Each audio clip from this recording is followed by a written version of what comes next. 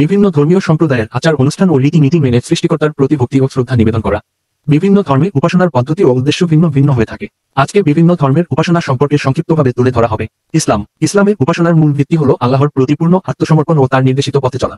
দৈনিক 5 ওয়াক্ত নামাজ, রোজা, হজ ও যাকাত ইসলামের প্রধান ইবাদত। মসজিদে জামাতের সাথে নামাজ আদায় করা বিশেষ গুরুত্ব বহন করে। কোরআন তেলাওয়াত, দোয়া ও জিকিরের মাধ্যমেও আল্লাহর নৈকট্য লাভ করা যায়। হিন্দু ধর্মে উপাসনার প্রধান লক্ষ্য হল ঈশ্বরের প্রতি ভক্তি ও প্রেম জাগানো এবং মোক্ষ লাভ করা। পূজা, আরতি, কীর্তন, ধ্যান ও যোগের মাধ্যমে ঈশ্বরের আরাধনা করা হয়। বিভিন্ন দেবদেবীর পূজা ও মন্দিরে দর্শন হিন্দু ধর্মের অন্যতম গুরুত্বপূর্ণ অংশ।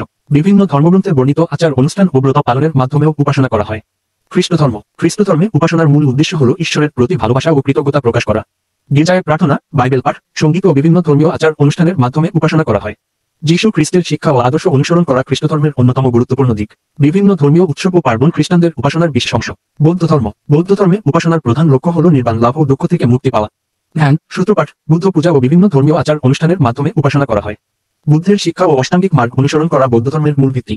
বিভিন্ন বৌদ্ধ মন্দির ও বিহারে উপাসনা করা হয়। অন্যান্য ধর্ম এছাড়াও শিখ ধর্ম, জৈন ধর্ম, ইহুদি ধর্ম সহ বিভিন্ন ধর্মের নিজস্ব উপাসনার পদ্ধতি ও রীতিনীতি রয়েছে। প্রতিটি ধর্মের উপাসনার মূল লক্ষ্য হল সৃষ্টিকর্তার প্রতি ভক্তি ও শ্রদ্ধা নিবেদন এবং নৈতিক জীবনযাপন করা।